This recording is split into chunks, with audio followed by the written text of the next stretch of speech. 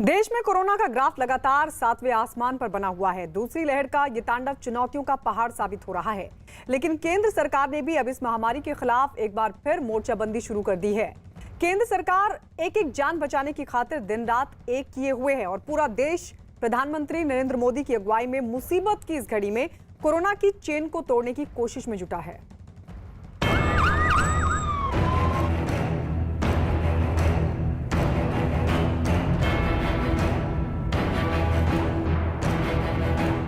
एक मंत्र जो हमें लगातार हम सबको कहना होगा, दवाई भी और कड़ाई भी। भाई ठीक है, तुमने दवाई ली है, लेकिन तुम्हें बाकी संभालना तो पड़ेगा ही पड़ेगा। ये हर हेल्थ का नियम है जी, ये कोई इस बीमारी के लिए नहीं है, ये हर बीमारी के लिए है।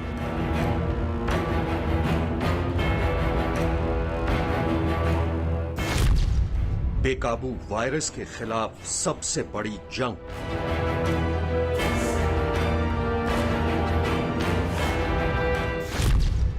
महामारी की रफ्तार पर ब्रेक लगाने की मुहिम।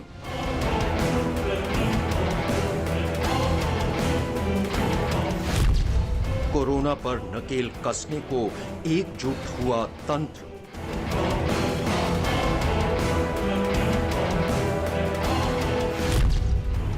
देश भर में लगाए जाएंगे ऑक्सीजन प्लांट।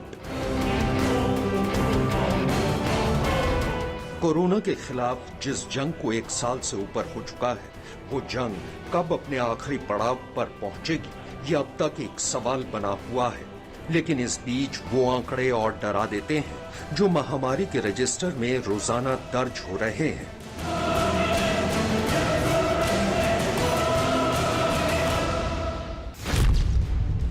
देश में एक दिन में कोरोना के मरीजों की संख्या 3,49,691 दर्ज की गई है।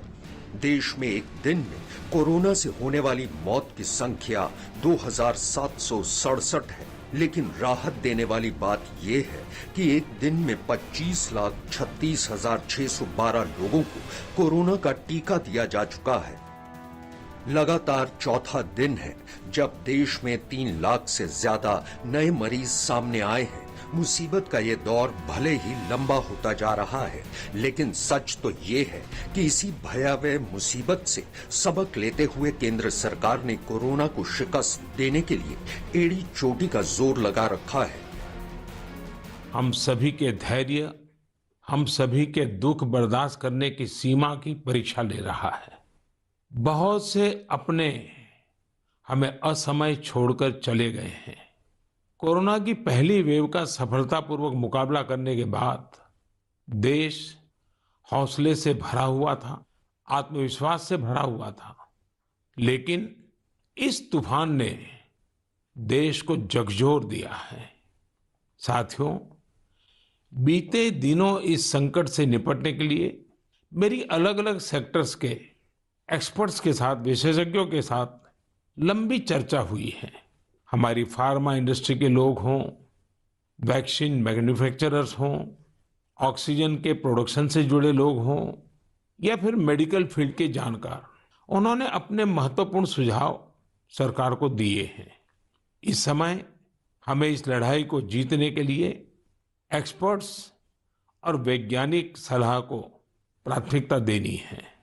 राज्य सरकार के प्रयत्नों को आगे बढ़ाने में भारत सरकार पूरी शक्ति से जुटी हुई है। राज्य सरकारें भी अपना दायित्व निभाने की पूरी कोशिश कर रही हैं। साथियों, कोरोना के खिलाफ इस समय बहुत बड़ी लड़ाई देश के डॉक्टर और हेल्थ वर्कर्स लड़ रहे हैं।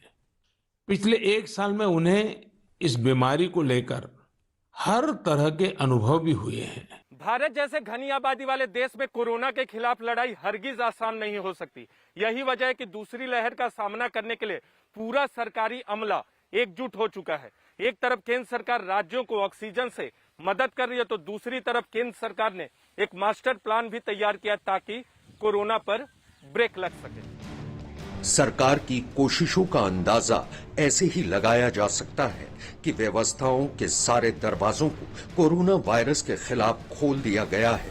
इसी कड़ी में देश में ऑक्सीजन की किल्लत को दूर करने के लिए मोदी सरकार ने बड़ा ऐलान किया है। सरकार के इस फैसले के तहत देश भर में 551 पीएसए यानी pressure swing absorption medical oxygen generation plant लगाए जाएंगे। इन सभी प्लांट को पीएम केयर फंड से लगाया जाएगा। पीएम मोदी ने निर्देश दिया है कि इन सभी प्लांट को जल्द से जल्द शुरू किया जाए। इन प्लांट के जरिए देश में ऑक्सीजन की किल्लत को दूर किया जा सकेगा। ये प्लांट जिला मुख्यालयों के सरकारी अस्पतालों में लगाए जाएंगे। इन प्लांट के चालू होने के बाद अस्पतालों में ही ऑक्सीजन पैदा करने की क्षमता बढ़ जाएगी। इस दौरान पीएम मोदी ने एक ट्वीट में लिखा, ऑक्सीजन की पर्याप्त उपलब्धता सुनिश्चित करने के लिए अलग ऑक्सीजन प्लांट, ये एक महत्वपूर्ण निर्णय है जो अस्पतालों में ऑक्सीजन की उपलब्धता को बढ़ावा देगा और पूरे देश में लोगों की मदद करेगा। पीएम मोदी के इस फैसले का बीजेपी के राष्ट्रीय अध्यक्ष जेपी नड्डा ने भी स्वागत किया है। उन्होंने ट्वीट करते हुए लिखा, पीएम केयर्स फंड के जरिए देश भर में 551 ऑक्सीजन प्लांट स्थापित करने के लिए राशि देने पर प्रधानमंत्री को बधाई। ये महत्वपूर्ण फैसला है जो जिला मुख्यालय पर ऑक्सीजन की निरंतर आपूर्ति सुनिश्चित करेगा। उधर देश के गृह मंत्री अमित शाह ने भी पीएम मोदी का आभार जताया है। ऑक्सीजन की कमी दूर करने और लोगों की मदद करने के लिए एक बड़ा फैसला। मैं देश भर में पीएम केयर्स से 551 ऑक्सीजन प्लांट लगाने की मंजूरी देने के लिए प्रधानमंत्री नरेंद्र मोदी का धन्यवाद करता हूं। दरअसल देश में महामारी का ये ऐसा समय है जब तमाम राज्यों में ऑक्सीजन से लेकर वैक्सीन तक की भारी किल्लत देखी जा रही है। लेकिन सच तो ये है कि सरकार ने इन तमाम कमियों को दूर करने के लिए हर स्तर पर अपनी कोशिशों को अंजाम देना शुरू कर दिया है। शनिवार को आयोजित एक बैठक में सरकार ने वैक्सीन और ऑक्सीजन की सप्लाई पर बड़ा कदम उठाया है। सरकार के इस कदम के तहत अब ऑक्सीजन और उससे संबंधित उपकरणों से बेसिक कस्टम ड्यूटी और हेल्थ सेस पर छूट देने का फैसला लिया गया है। यह फैसला इसलिए लिया गया है क्योंकि देश भर में इस वक्त ऑक्सीजन और उससे जुड़े उपकरणों की बहुत ज्यादा जरूरत है। इतना ही नहीं, कोरोना वायरस की वैक्सीन के आयात पर बेसिक सीमा शुल्क पर भी 3 महीने के लिए छूट देने का फैसला लिया गया है। केंद्र सरकार के इस मास्टर स्ट्रोक से न सिर्फ ऑक्सीजन की आपूर्ति को पूरा किया जा सकेगा बल्कि वैक्सीन भी आसानी से मुहैया हो सकेगी। इतना ही नहीं, ऑक्सीजन की कमी को दूर करने के लिए भारतीय वायुसेना के ट्रांसपोर्टर विमान और हेलीकॉप्टर लगातार उड़ान भर रहे हैं। समय की बचत के लिए हवाई मार्ग से ऑक्सीजन के खाली कंटेनरों को एक जगह से दूसरी जगह ले जाया जा रहा है। भारतीय वायुसेना का C-17 विमान मिशन ऑक्सीजन में जुटा हुआ है। सिंगापुर से 4 क्रायोजेनिक ऑक्सीजन टैंक के कंटेनरों को लाने की बात हो या महामारी से निपटने वाली जरूरी दवाओं को लाने की, भारतीय वायुसेना दोगुनी ताकत से देश की मदद करने में जुटी हुई है। इतना ही नहीं, ऑक्सीजन की सप्लाई के लिए पीएम मोदी के निर्देशों पर उद्योग जगत भी मदद के लिए एकजुट होकर आगे आ गया है। इस बार कोरोना संकट में देश के अनेक हिस्से में ऑक्सीजन की डिमांड बहुत ज्यादा बढ़ी है। इस विषय पर तेजी से और पूरी संवेदनशीलता के साथ काम किया जा रहा है। केंद्र सरकार, राज्य सरकारें, प्राइवेट सेक्टर सभी की पूरी कोशिश है कि हर जरूरतमंद को ऑक्सीजन मिले। ऑक्सीजन प्रोडक्शन और सप्लाई को बढ़ाने के लिए भी कई स्तरों पर उपाय किए जा रहे हैं। राज्यों में नए ऑक्सीजन प्लांट्स हो, 1 लाख नए सिलेंडर पहुंचाने हो, औद्योगिक इकाइयों में इस्तेमाल हो रही ऑक्सीजन का मेडिकल इस्तेमाल हो, ऑक्सीजन रेल हो, हर प्रयास किया जा रहा है। कोरोना काल की ये मुश्किलें भले ही पहाड़ सी हो चुकी हैं, लेकिन सरकार की एकजुट कोशिशें इस पहाड़ को भी ढहा सकती हैं और इसी कोशिश को अंजाम तक पहुंचाने के लिए सरकार दिन रात जुटी है। ये घड़ी ही ऐसी है कि हर तरफ मुसीबतों का अंबार दिखाई दे रहा है, लेकिन एक सच ये भी है कि ऐसी मुसीबतें पूरे तंत्र को सबक देती हैं। यही वजह है कि केंद्र सरकार अपने पिछले अनुभवों से सीखते हुए इस बार बेहद तेजी के साथ लोगों तक हर स्तर पर मदद पहुंचाने में जुटी है। फिर चाहे बात ऑक्सीजन की हो, जीवन रक्षक दवाओं की हो या फिर वैक्सीन की, एकजुटता के मंत्र के साथ महामारी के खिलाफ जंग छेड़ी जा चुकी है।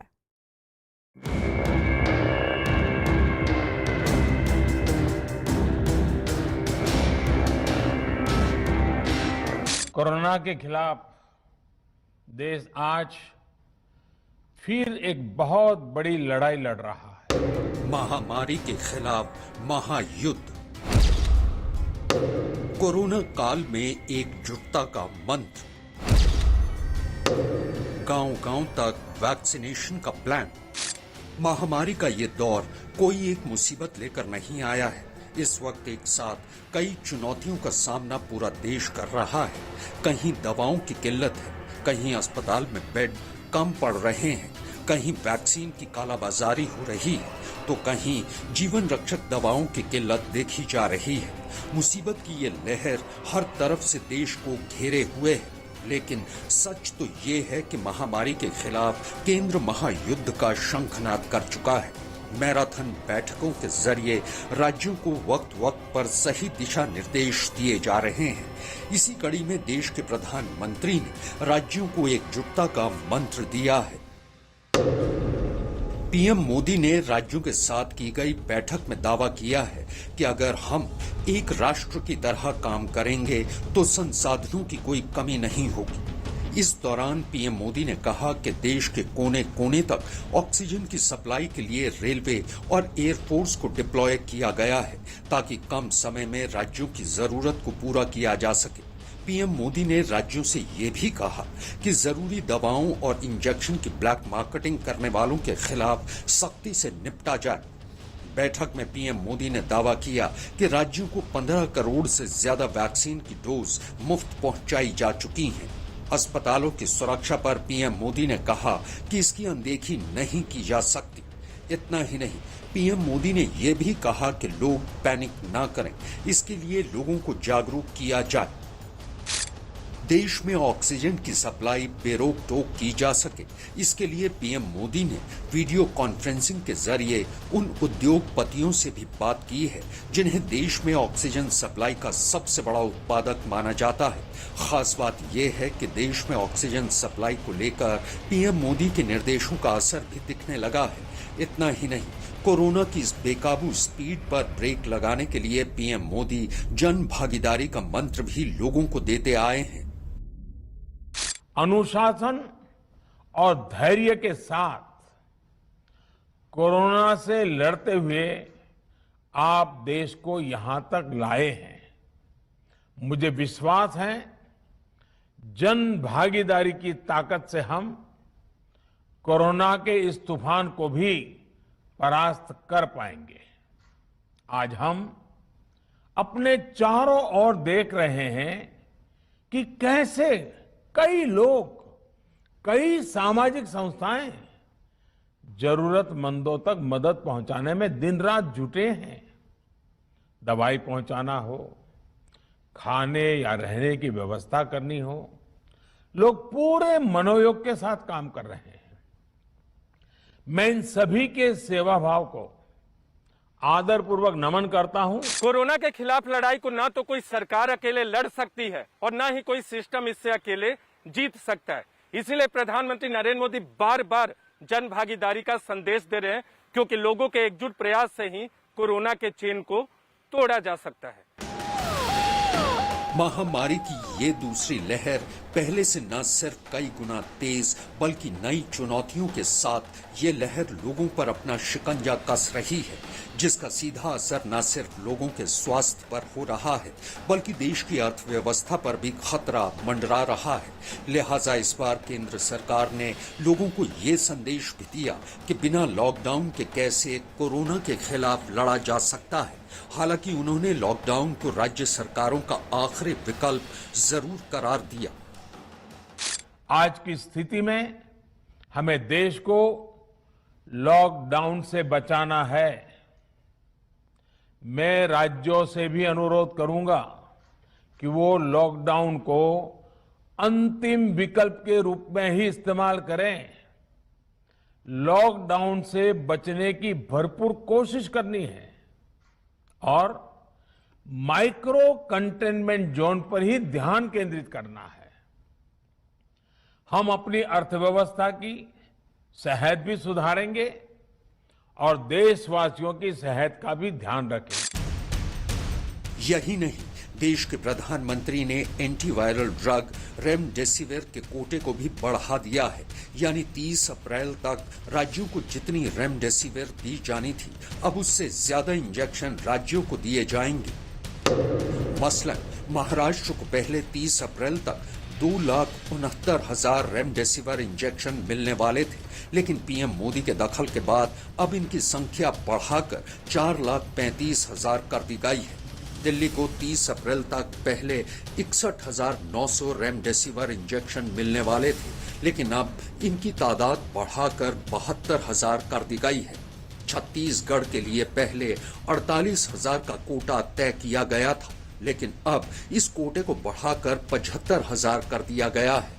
गुजरात के लिए पहले 1,63,500 रेमडेसिविर दिए जाने थे, लेकिन 30 अप्रैल तक अब गुजरात को 1,65,000 रेमडेसिविर दिए जाएंगे। हरियाणा के लिए पहले 29,500 का कोटा तय किया गया था।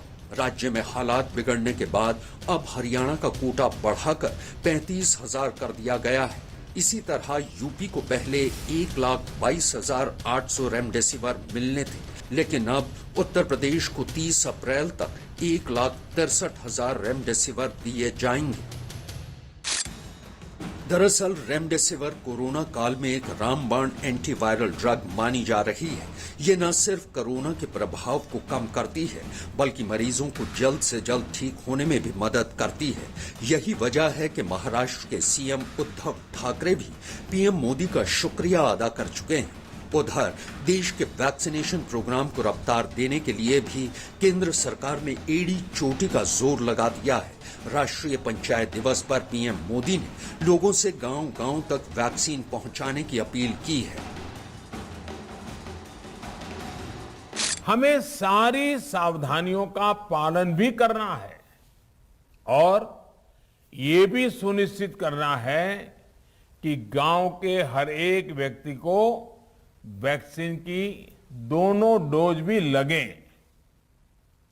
भारत सरकार अभी 45 आयु के ऊपर के हर व्यक्ति का मुफ्त टीकाकरण कर रही है। हिंदुस्तान के हर राज्य में कर रही है। अब 1 मई से 18 साल की उम्र से ऊपर के लोगों को टीका लगाने की प्रक्रिया शुरू होने वाली है।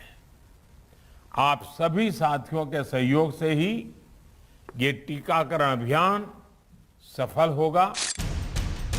कोरोना काल के इस मुसीबत भरे वक्त में सबसे ज्यादा चुनौती गरीब तबके के सामने आई है, लेकिन इस बार भी पीएम मोदी ने गरीबों और जरूरतमंदों तक हर मदद पहुंचाने का भरोसा दिया है। सच तो ये है कि केंद्र सरकार की इस गरीब कल्याण योजना का लाभ देश के 80 करोड़ लोगों को मिलेगा।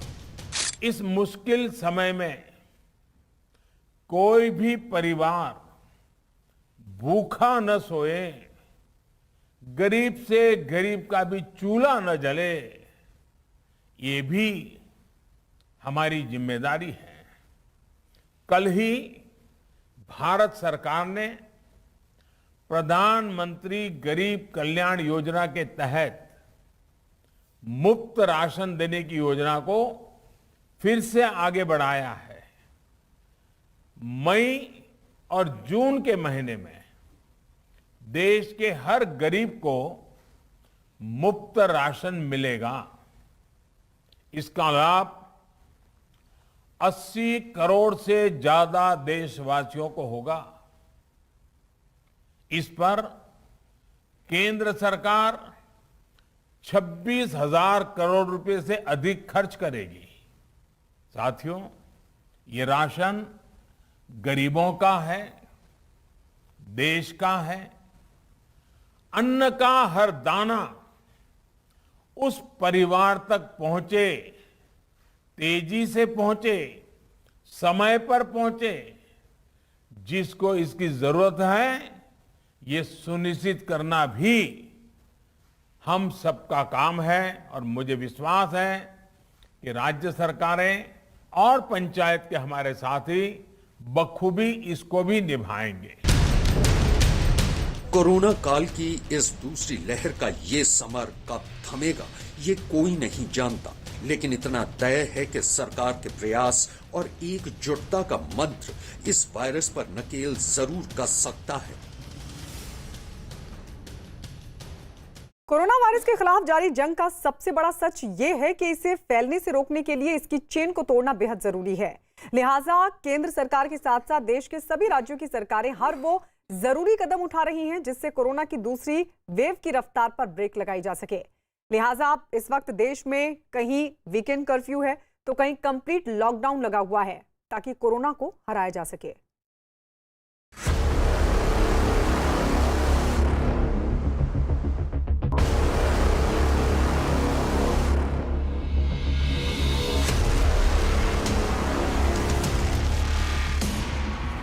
तमाम लोगों से अपील की जाती है, आज कस्बे काजीगुंड में कर्फ्यू नाफिज किया गया है। भारत में कोरोना का कोहराम।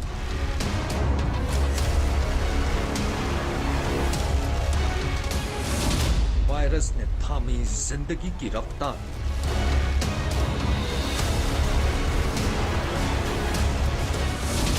दिल्ली में 3 मई तक लॉकडाउन।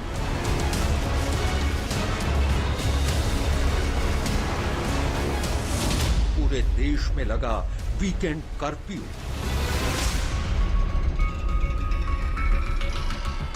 इस वक्त पूरा देश कोरोना वायरस की दूसरी लहर के कहर से जूझ रहा है।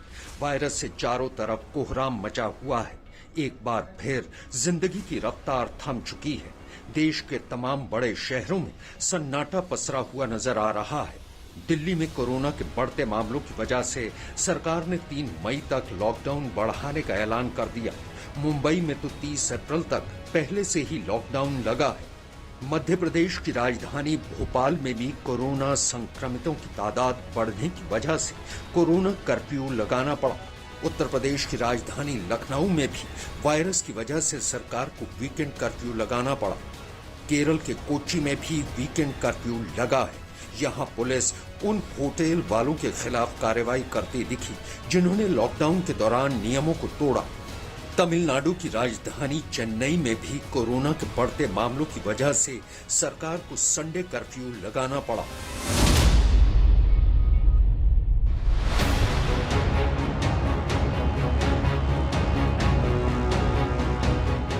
दिल्ली में कोरोना का कोहराम जारी है। इस बार देश की राजधानी में भी तेजी से कोरोना संक्रमितों की तादाद बढ़ी है। सरकार की तमाम कोशिशों के बावजूद कोरोना की रफ्तार पर ब्रेक नहीं लग पा रहा था। लिहाजा रविवार को मुख्यमंत्री अरविंद केजरीवाल ने दिल्ली में 3 मई तक लॉकडाउन बढ़ाने का ऐलान किया। अरविंद केजरीवाल के मुताबिक दिल्ली में कोरोना के मामले तेजी से बढ़ रहे हैं, इसलिए सरकार के लिए लॉकडाउन की मियाद को बढ़ाना जरूरी हो गया था। दिल्ली में 3 मई की सुबह 5 बजे तक लॉकडाउन रहेगा। दिल्ली में बीते 24 घंटे में कोरोना के 24,103 नए मामले सामने आए और वायरस की वजह से 357 लोगों की मौत हुई। फिलहाल दिल्ली में कोरोना के 93,080 एक्टिव केस हैं। कोरोना का कहर जारी है और कोरोना कम नहीं हो रहा, तो इसीलिए उसके मद्देनज़र कई लोगों के भी, जनता के बीच में भी जब हम लोगों ने बात करने की कोशिश की, सबका मत यही है कि लॉकडाउन को भी और बढ़ाना चाहिए। तो लॉकडाउन को दिल्ली के अंदर 1 हफ्ते के लिए और बढ़ाया जा रहा है, अगले सोमवार को सुबह 5 बजे तक के लिए। मध्य प्रदेश की राजधानी भोपाल में भी कोरोना संक्रमितों की तादाद बढ़ने की वजह से 3 मई सुबह 6 बजे तक कोरोना कर्फ्यू लगाना पड़ा।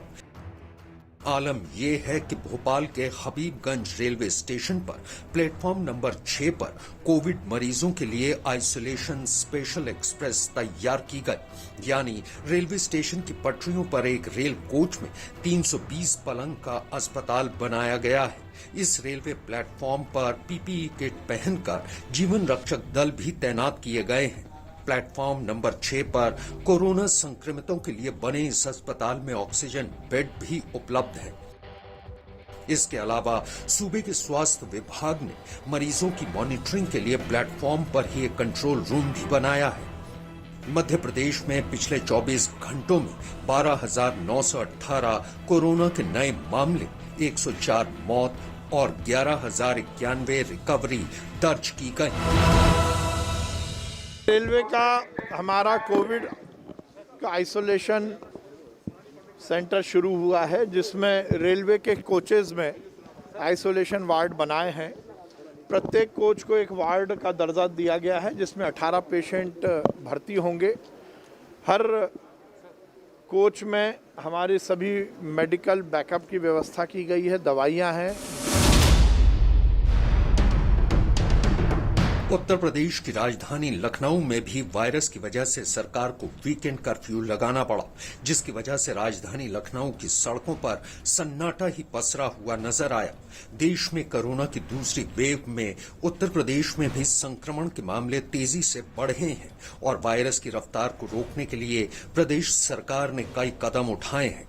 मुख्यमंत्री योगी आदित्यनाथ ने आदेश दिया है कि राज्य का कोई भी अस्पताल किसी भी कोरोना संक्रमित को वापस नहीं करेगा और अगर सरकारी अस्पताल में बेड नहीं है तो निजी अस्पताल में मरीज को भेजा जाएगा, जिसके इलाज का पूरा खर्च राज्य सरकार उठाएगी।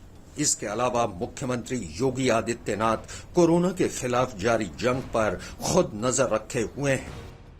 उत्तर प्रदेश में कोरोना के मामलों पर योगी आदित्यनाथ ने ट्वीट किया, विगत 24 घंटों में प्रदेश में 35,614 नए कोविड संक्रमित केस आए हैं, जबकि कल ये संख्या 38,055 थी। आज 25,633 लोग उपचारित होकर डिस्चार्ज हुए हैं। कल ये संख्या 23,231 थी। स्पष्ट है कि इन्फेक्शन रेट नीचे आ रहा है और रिकवरी रेट बढ़ रहा है। प्रदेश में अब तक 7.77 लाख से अधिक लोग संक्रमण से मुक्त हो चुके हैं। कोरोना के विरुद्ध इस युद्ध में हम तेजी से विजय की तरफ बढ़ रहे हैं। कोरोना हारेगा, देश जीतेगा। किसी भी मरीज को कोई भी अस्पताल वापस नहीं करेगा किसी हालत में। यदि सरकारी अस्पताल में बेड नहीं है, उपलब्ध नहीं है, तो निजी अस्पताल में भेजा जाएगा और निजी अस्पताल में जब भेजा जाएगा तो उसका सारा व्यय उत्तर प्रदेश सरकार वहन करेगी। किसी प्रकार से किसी भी गरीब की को बिल निजी अस्पताल के बिल से वो बिल उनके ऊपर नहीं पड़ेगा।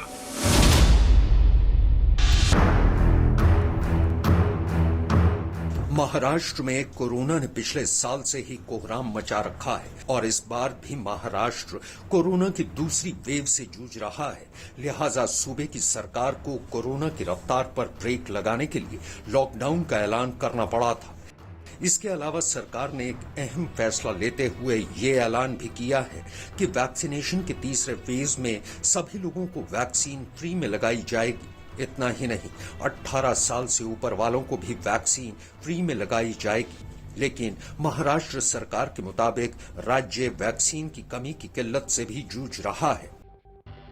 बीएमसी के मुताबिक मुंबई के 73 वैक्सीनेशन सेंटर में से आज सिर्फ 37 ही खुले थे।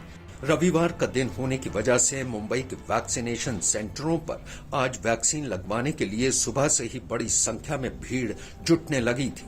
मुंबई के सबसे बड़े बीकेसी कोविड वैक्सीनेशन सेंटर पर इकट्ठा हुए लोगों को बैरंग वापस लौटना पड़ा, क्योंकि वहां पर बीएमसी की तरफ से वैक्सीन के आउट ऑफ स्टॉक होने का बोर्ड लगा दिया गया। स्टॉक कम होने की वजह से सिर्फ दूसरा डोज लेने वालों को ही वैक्सीन लगाई गई। महाराष्ट्र में पिछले 24 घंटों में 67,160 नए मामले सामने आए तो 63,818 लोग ठीक हुए और 676 मौत दर्ज की गई। देश भर में कोरोना के खिलाफ जंग जारी है, लिहाजा कोरोना की चेन को तोड़ने के लिए देश के ज्यादातर राज्यों ने या तो नाइट कर्फ्यू लगाया हुआ है या फिर वीकेंड लॉकडाउन के अलावा कंप्लीट लॉकडाउन लगाया है। चुनौती बड़ी है और कोरोना से ये जंग कब खत्म होगी ये तो कोई नहीं जानता। हाँ, इतना जरूर है कि अगर पूरा देश कोरोना प्रोटोकॉल का पालन करे तो इस वायरस को आसानी से हराया जा सकता है।